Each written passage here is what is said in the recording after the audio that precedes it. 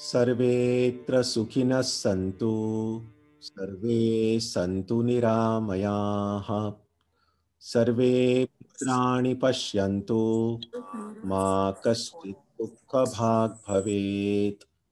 सर्वस्तरतु दुर्गाणि, सर्वो भद्राणि पश्यतु, सर्वः सद्बुद्धिमाप्नोतु, सर्वः सर्वत्र नन्दतु। May all be happy and healthy. May all see what is good, and may no one experience misery.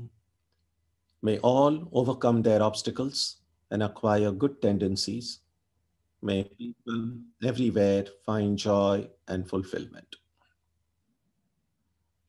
ॐ सहस्रशीर्षा पुरुषः सहस्राक्षः सहस्रपात् स भूमिं विश्वतो वृत्वा अत्यतिष्ठद्दशाङ्गुलं पुरुष एवेदगं सर्वं यद्भूतं यच्च भव्यम् उतामृतत्वस्येशानः यदन्नेनातिरोहति एतावानस्य महिमा अतोऽज्यायागुश्च पूरुषः पादोऽस्येह विश्वाभूतानि त्रिपादस्यामृतं दिवि त्रिपादूर्ध्व उदयित्पुरुषः पादोऽस्येहाभवात् पुनः ततो विश्वं व्यक्रामत् शासनानशने अभि तस्माद्विराडजायत विराजो अधिपूरुषः स जातो अत्यरिच्यत पश्चाद्भूमिमथो पुरः यत्पुरुषेण हविषा देवा यज्ञमतन्वत वसन्तो अस्यासीराज्यं ग्रीष्म इद्मः शरद्धविः सप्तास्यासन् परिधयः त्रिसप्तसमिधः कृताः देवा यद्यज्ञन्तन्वानाः अबध्नन् पुरुषं पशुं तं यज्ञं बर्हिषि प्रौक्षन् पुरुषं जातमग्रतः तेन देवा अयजन्त साध्यार्षयश्च ये तस्माद्यज्ञात् सर्वहुतः सम्भृतं पृषदाज्यं पशुगुस्तागुश्चक्रे वायव्यान् आरण्यान् ग्राम्याश्च ये तस्माद्यज्ञात् सर्वहुतः ऋचः सामानि जज्ञिरे छन्दागुंसि जज्ञिरे तस्मात् यजुस्तस्मादजायत तस्मादश्वा अजायन्त ये केचोभयादतः गावोह जज्ञिरे तस्माज्जाता अजावयः यत्पुरुषं यदथुः कतिधा व्यकल्पयन् मुखं किमस्य कौ बाहू कावूरूपादावुच्येते ब्राह्मणोऽस्य मुखमासीत् बाहुराजन्यः कृतः ऊरू तदस्य यद्वैश्यः पद्भ्यागुं शूद्रो अजायत चन्द्रमा मनसो जातः चक्षोः सूर्यो अजायत मुखादिन्द्रश्चाग्निश्च प्राणाद्वायुरजायत नाभ्या आसीदन्तरिक्षं शीर्ष्णोऽद्यौ समवर्तत पद्भ्यां भूमिर्दिशश्रोत्रात्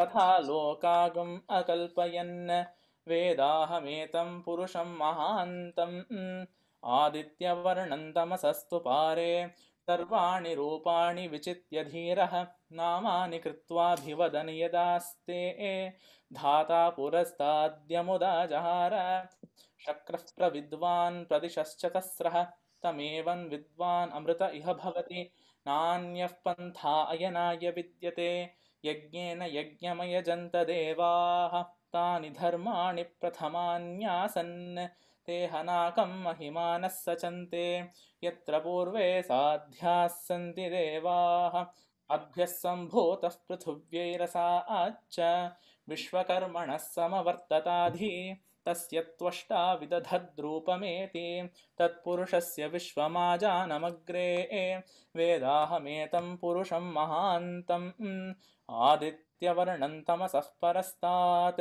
तमेवं विद्वान् अमृत इह भवति नान्यः पन्था विद्यते यनाय प्रजापतिश्चरति गर्भे अन्तः अजायमानो बहुधा विजायते तस्य धीराः परिजानन्ति योनिं मरीचीनां पदमिच्छन्ति वेधसः यो देवेभ्य आतपति यो देवानां पुरोहितः पूर्वो यो देवेभ्यो जातः नमो रुचाय ब्राह्मये रुचं ब्राह्मं जनयन्तः देवा अग्रे तदब्रुवन् यस्त्वैवं ब्राह्मणो विद्यात् तस्य देवा असन्वशे ह्रीश्च ते लक्ष्मीश्च पत्न्यौ अहोरात्रे पार्श्वे नक्षत्राणि रूपम् अश्विनौ व्यात्तम् इष्टं मनिषाण अमुं मनिषाण सर्वं मनिषाण तच्छंयोरावृणीमहे गातुं यज्ञाय गातुं यज्ञपतये दैवी स्वस्तिरस्तु नः स्वस्तिर्मानुषेभ्यः ऊर्ध्वं जिगातु भेषजं शन्नो अस्तु द्विपदे शञ्चतुष्पदे ॐ शान्ति शान्ति शान्तिः हरिः ॐ तत्सत्. So through the magic of technology, we are here at Kasipur Garden to do a reading from the Great Master. On 1 January 1886, the Master felt better and expressed a desire to walk in the garden for a short while. Because it was a holiday, the householder devotees began arriving at the Kasipur Garden after midday, individually and in groups. The Master came down from upstairs at 3 p.m. There were more than 30 people talking amongst themselves inside the house and sitting under the trees in the garden. They all stood up reverently and bowed down when they saw him. The Master went out through the western door of the hall, descended onto the garden path, and proceeded slowly southward to the gate. The devotees followed him at a little distance. When he reached the midpoint of the path between the house and the gate, the Master saw Girish, Ram, Atul, and a few others under a tree on the west side of the path. They bowed down to him and came to him joyfully. Before anyone had spoken a word, the Master addressed Girish, asking him, "Girish, what have you seen and understood about me that makes you say all these things, that I am an avatar and so on?" To everyone, wherever you go. Unperturbed, Girish knelt down at the Master's feet, folded his hands before his raised face, and responded in a voice choked with emotion. "What more can I say of him? Even the sages Vyasa and Valmiki could find no words to measure his glory." Girish's sincere faith expressed in those words so moved the Master that he said to the devotees while looking at Girish, "What more need I tell you? I bless you all. May you all be illumined." He became overwhelmed by love and compassion for his devotees and went into ecstasy after uttering those few words. That selfless and profound blessing touched the devotees deep within their hearts, and they became mad with joy. They forgot time and space. They forgot the Master's illness. They forgot that they had vowed not to touch the Master until his recovery. They saw that a wondrous divine being had come down to them from heaven and was calling to them affectionately. They also felt that their suffering grieved him and that he was carrying in his heart an infinite pain and compassion for them and offering them shelter as selflessly as a loving mother. They became anxious to bow down to him and take the dust of his feet. Their cries of "Victory to Ramakrishna" resounded in all directions as one by one they bowed down to him. As they touched his feet, the ocean of the Master's compassion burst through all bounds and created an astonishing phenomenon. Almost every day at Dakshineshwar, we had seen the Master become overwhelmed with compassion and grace and bless some devotees with his powerful divine touch. On this day, as he remained in a semi-ecstatic state, he began to touch each devotee present in a similar way, and their joy was boundless. The devotees understood that from this day on, the Master would no longer conceal his divinity from them or anyone else in the world. They had no doubt that from now on, all sinners and sufferers, despite their shortcomings, lack of spirituality, and feelings of inadequacy, would find shelter at his blessed feet. Seeing the Master in that unique and exalted state, some became speechless and could only watch him as if bewitched. Some called out loudly to everyone inside the house to come and be blessed by the Master's grace. Others picked flowers from the garden and began to worship him, uttering mantras and showering him with flowers. When the master's ecstasy came to an end after some time, the devotees calmed down. The master finished his walk in the garden, then returned to the house and sat down in his room.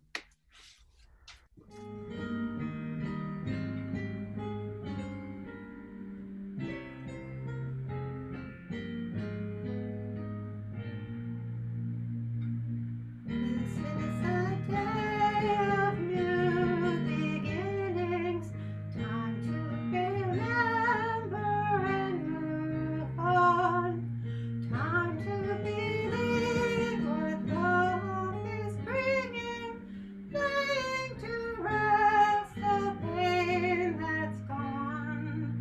For but the lives of our exemplars, love's mighty spirit now as then, can make for us a world of difference, as faith and hope are born again. Then let us with the Spirit's daring step from the past and leave behind our disappointment, guilt, and grieving, seeking new paths and sure to find. All the great ones have gone before us to show and share what love can do. This is a day of new beginnings, for God is making all things new.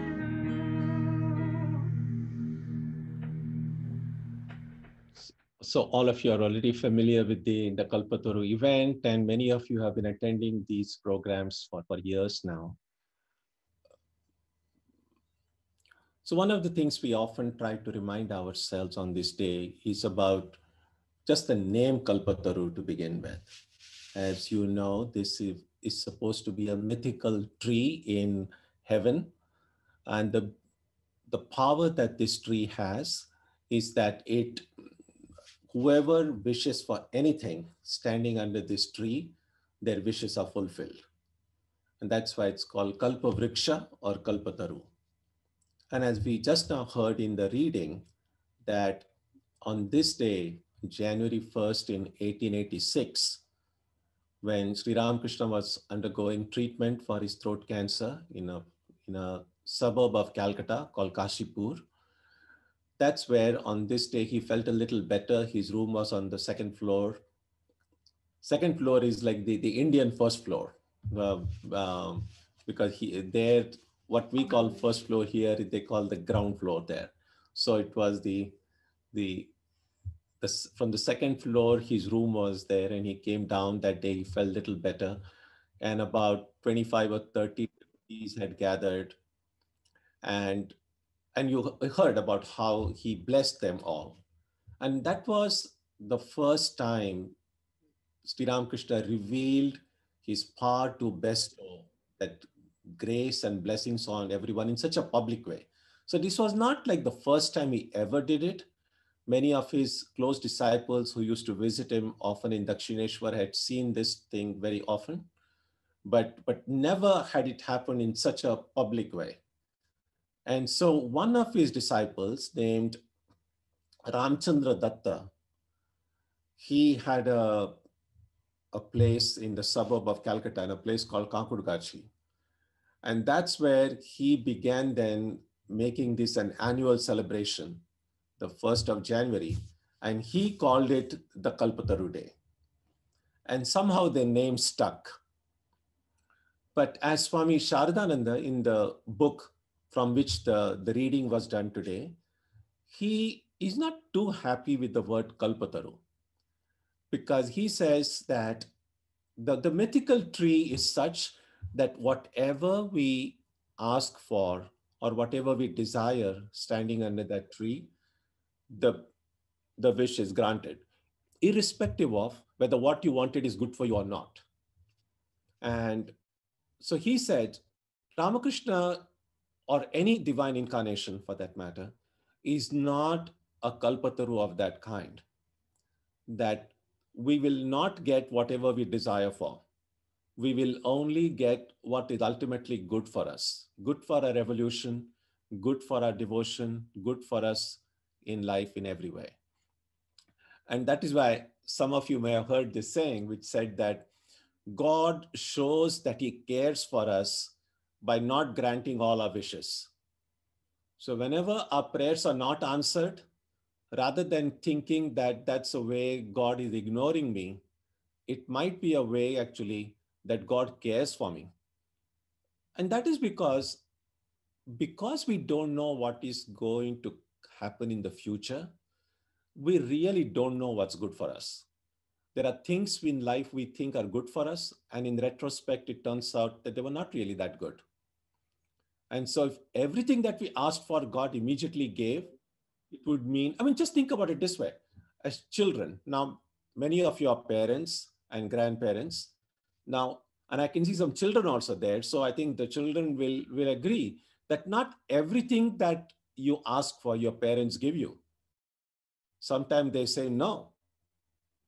And when they say no, that's not because they don't care for you. That's not because they want to make you unhappy. They know that that particular thing, whatever you're asking for, is not good for you at that time. And so it's their love for you that says no. And we are all God's children. So whenever we pray and whenever we feel the prayer is not answered, I think it's good to remind ourselves, God loves me. God says, no, this is not the right time for you to get what you are asking. And so, a no, as I sometimes say, no is an answer. It's not like when you say prayer is not answered, what we mean is like not answered with a yes, but no is an answer as well. And so one of the things that bhaktas, devotees do, is to recognize and remind themselves that ultimately everything happens through God's will. But then what do? We have got our own little will ourselves. We just, I mean, it's easy to say, oh, it's all Thakur's wish and mother's wish, and many of us say that all the time. But but but to be honest, we have got our own wishes. We have got our own little will. And everything that's ultimately going to happen through God's will. So the best prayer that I personally like is to pray that God, I have my little will. I know that everything is going to happen according to your will. Now, please, please bless me in such a way that my will comes as close to your will as possible. So the closer my own will goes to God's will, everything that I want will happen the way I want it, because what I want and what God wants for me would be same. Right now, there is a big difference, a big gap between what God thinks is good for me and what I think is good for me. Then we are in for some disappointment. So that's one thing that can be very helpful for us to remember. The second thing is the last 10 months have been pretty bad. At the very least, many of us are not too happy being confined to our homes most of the time. And of course, for many families the world over, the consequences of the pandemic have been very catastrophic in many ways, because we know we read about the deaths that are occurring on a daily basis. In fact, I mean, we know what happened at 9/11, but for last several days and weeks, the number of people who lost their lives in 9/11, we are losing that many number of people every day in the United States. And of course, if you take the number in the world, it's even much larger. Now, what happens is sometimes we kind of get desensitized when day after day after day, the New York Times has a separate column for the new infections and the deaths and how much it is increased or decreasing week by week. We get a little bit desensitized. After some time, it just becomes another number. But even as we are kind of happy that this new year has begun, are celebrating it, and we should, but alongside that celebration, remember that even when you say 2,500 people died yesterday, what it means is every one of those persons was a member of a family. Every person who died was someone's son, someone's daughter, someone's husband, someone's partner, someone's wife. And those amongst us, and I know many of you are already involved in these health-related activities, like doctors, nurses, and as in medical staff. So many of you are able to see the effects of the pandemic right before your eyes. But sometimes even being in that environment for long can be very numbing. And so one of the things that we can do today is to first be grateful that we are here still. Most of us are doing well. Most of us have not been infected. And at the same time, remember those that have been affected. It's not just about infections. We know the economic price that's being paid. So many businesses have shut down. There have been so many job losses. So there is a lot to worry about. And in and through these things that cause so much worry, we have a future to look forward to, because thank goodness there are these vaccines on the way. Yes, it's going to take time, some weeks and some months before many of us get vaccinated. But at least we know that this nightmare will end. Well, every nightmare is going to end sometime or the other. When this pandemic began sometime in March, April, we had no idea how long this is going to continue. Now I think we have an idea, and now I think we want it to end, and I think it will. So let's remain patient. Let's try to be as vigilant as we have been up to this point. Let's also remember the people who have been adversely affected. Let us try to help as much as it lies in our power to do so. Sometimes we might say, well, what can I do now? Sitting at home, how can I help? Now, I agree that not every one of us may have a lot of opportunities to go directly and help the people, but we can always find some way to do it. If nothing comes to mind right away, at the very least, when we pray for ourselves daily, when we do our daily japa and meditation, alongside, please include in your prayer not only your family and friends, most of us already do, but also people whom we may have never met, and probably we never will meet them. People in distant parts of the world. The virus has reached remote corners of the planet. And we may never visit those places, but there are people who are suffering, who need help.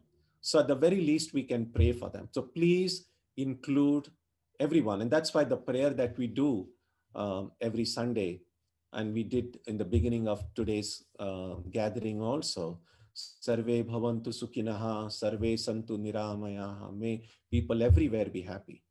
Not just my people, but all people. There is this very old Sanskrit prayer, not a prayer, it's actually a saying. It goes like this: Ayam nijaha parova iti ganana laguchetasam udara charitanantu vasudhaiva kutumbakam.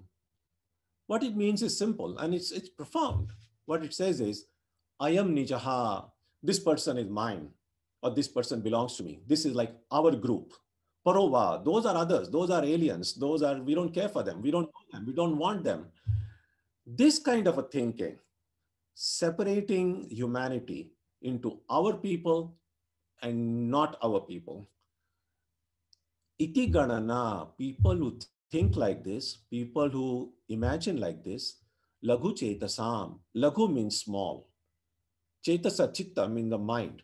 So small-minded people make the distinction like this is mine, that is a foreigner, that's an immigrant, that doesn't belong to me. So this kind of a segmenting of humanity, and not just humanity really, come to think of it, even when you speak about the environment, we make a distinction between human beings and animals and plants. But the Vedantic vision is there's this one infinite reality. Don't break it up. Don't slice it into all these different categories. And when we are able to remove all these distinctions, the second line of the verse says, Udara Charitanantu. Udara means one whose hearts have broadened out, one whose vision has broadened out. For them, Vasudhaiva Kutumbakam. Vasudha means the entire planet. We could say even the universe becomes like one big family. So that we are all, I mean, at some level, at some level we understand it, that, that we are all in this together. We know that the virus makes no distinction between what your religion is or what your age is or what your gender is. Irrespective of all differentiations, the virus is probably the most democratic of all. It just affects everyone equally. It doesn't make any distinctions. And so we have to see that we don't make this distinction, that our heart truly broadens out. And one way to rise beyond these distinctions is to find that core divinity in our heart. Because everything else has a way of dividing us. Think about it this way. Physically, of course, we are different beings. That's how we have this now. I've got this, how many? More than, let's see, more than 110 squares in front of me. And then, of course, so we are now about 150 people approximately here. And so we are, I mean, the very fact that I have this number 150 means that physically we are different beings. Mentally also, we know that while there are a lot of ideas we share in common, but still, every one of us has got our own ideas. Every one of us has a different way of thinking. It's good. I think this variety, this different way of thinking is to be celebrated. So when we say that we are all one, what does that really mean? Because physically we are different.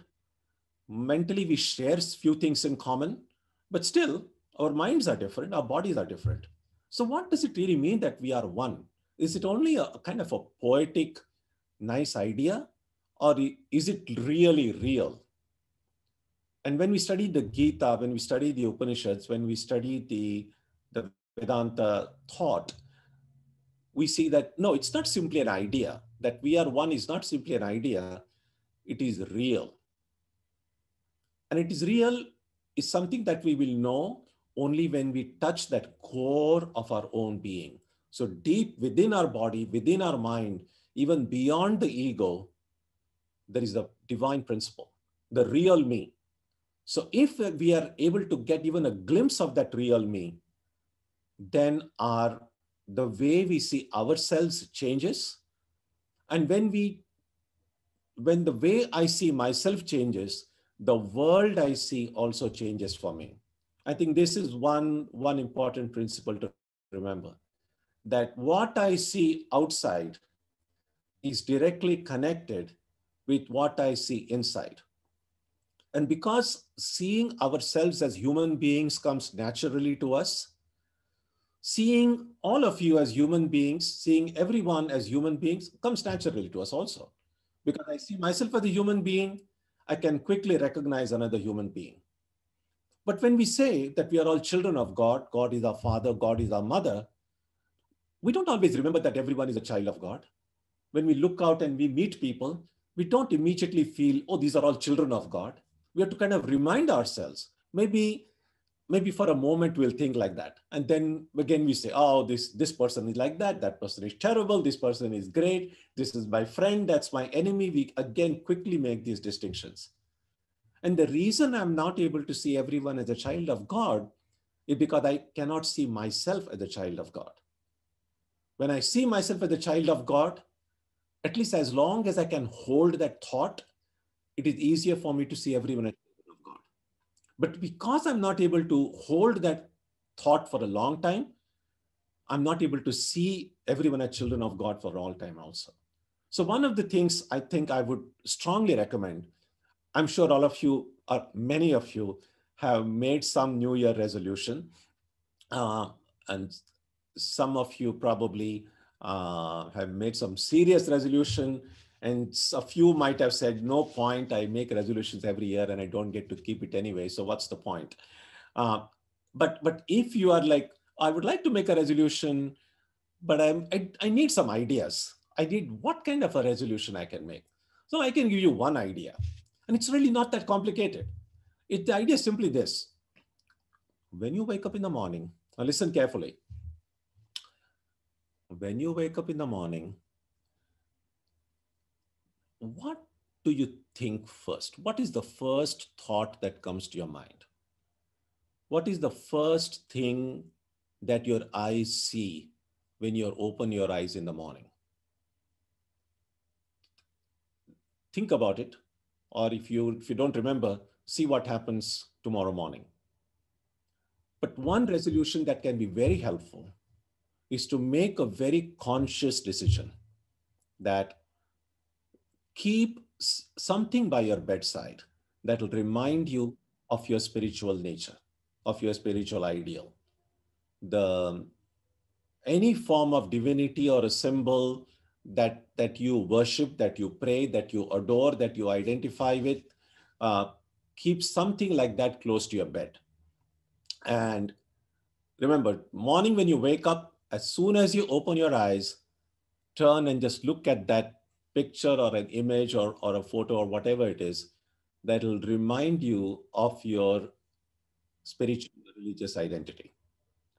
And then if you have a favorite prayer of yours, or if you have a mantra that you have received from your guru, say just mentally, you don't have to get out of your bed. You're still lying in your bed.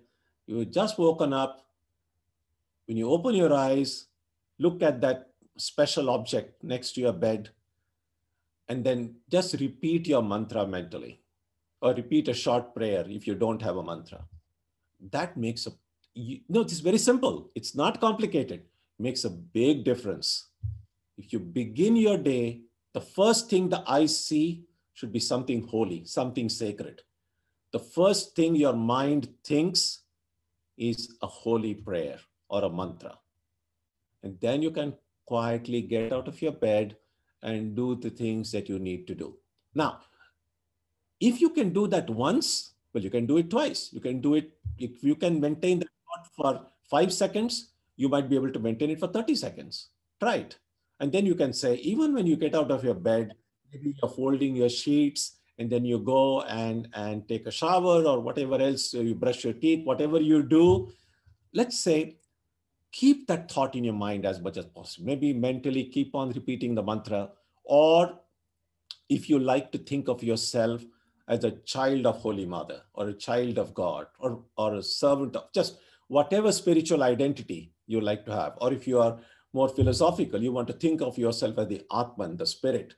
Hold on to whatever identity you like to think of, or however you like to see yourself.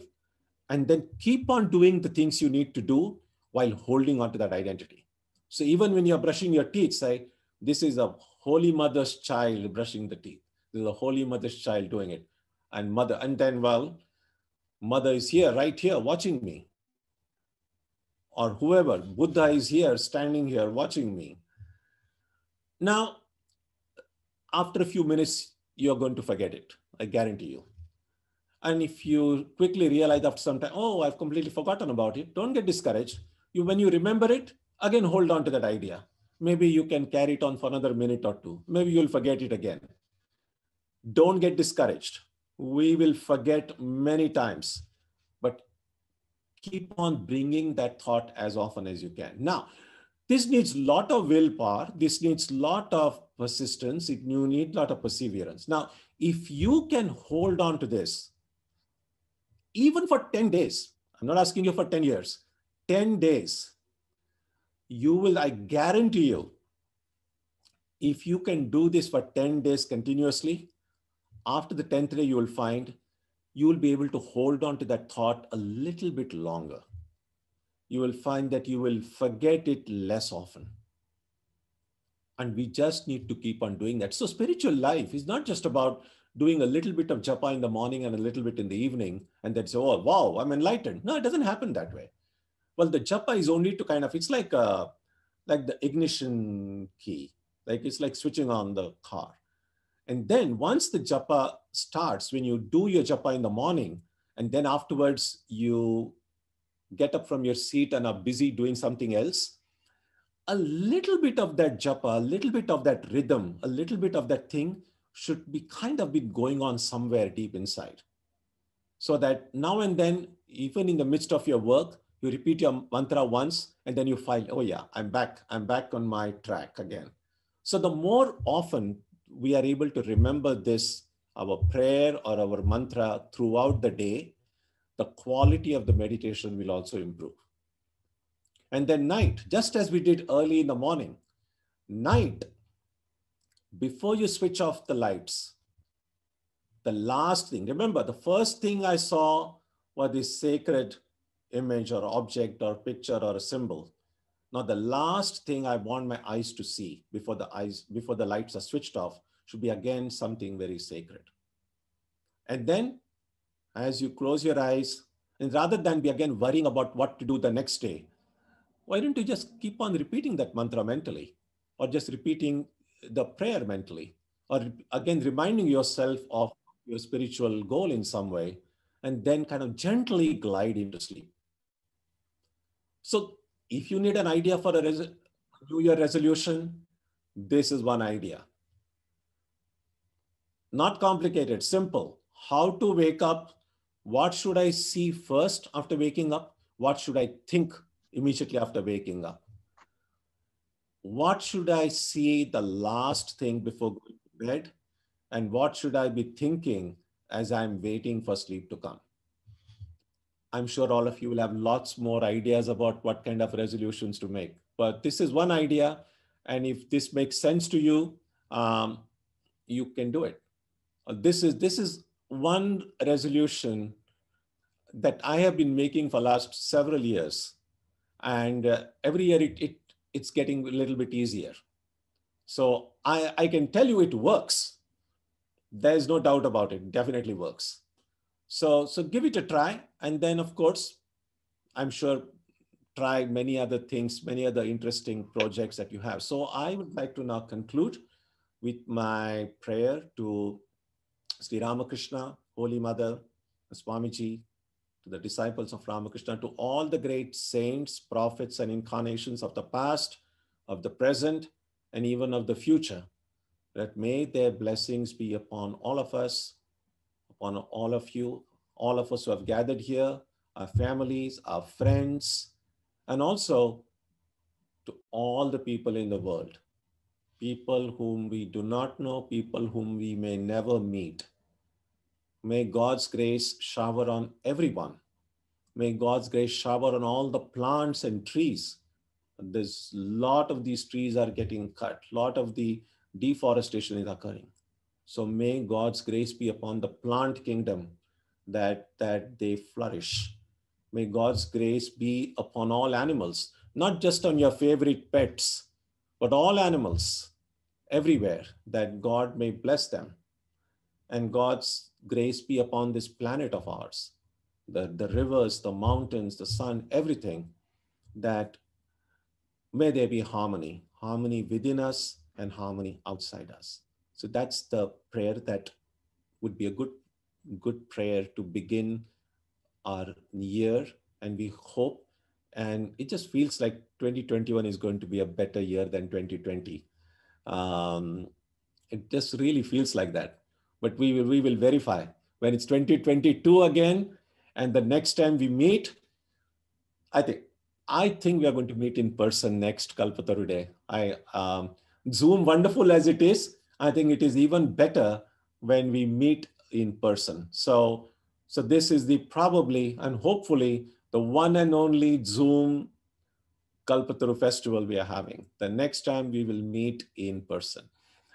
So I will conclude now. Om Jananim Saradam Devim Ramakrishnam Jagadgurum Padapadme Tayo Shritva Pranamami Muhur Muhu. Jayu Jayutu Ram Krishna Jayu Bhabu Bhayu Hari Jayutu Jayutu Paro Brahmo Jayu Naruru Hari Jayutu Jayutu Ram Krishna Jayo Bhabu Bhayo Hari Jayutu Jayutu Paro Brahmo Jayo Naruru Hari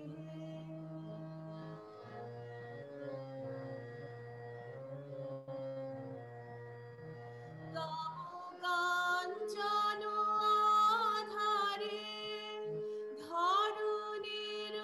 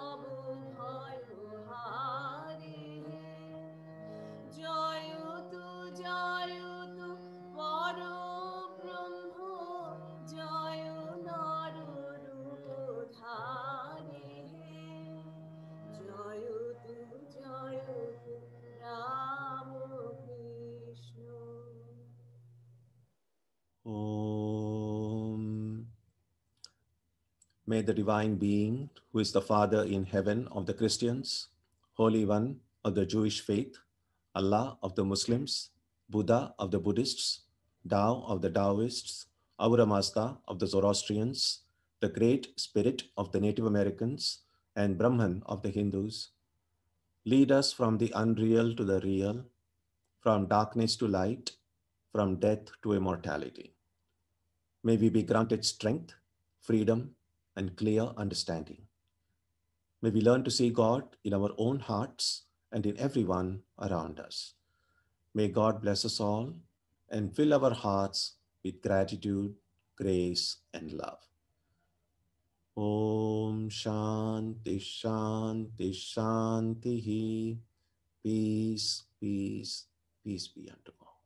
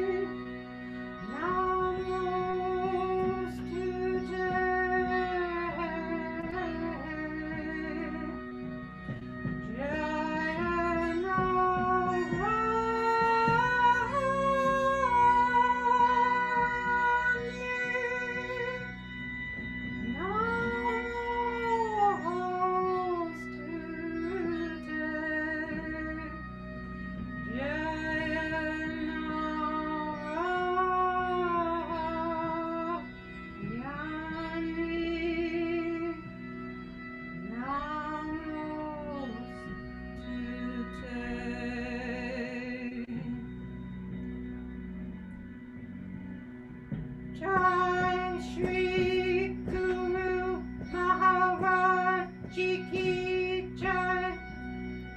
Jai Mahamaya Ki Jai. Jai Swamiji Maharaj Ki Jai. So thank you, all of you, for joining in today's program. And thanks to all of you for your support to one another, so your support to the Vedanta Center through these difficult months of 2020. And my prayers that the coming year be full of blessings for all of you, for all of us, the entire worldwide Vedanta family, and even those who are not part of the Vedanta family. So may everyone's heart be filled with joy, happiness, and may everyone progress toward their spiritual goal. So thank you, everyone, and God bless.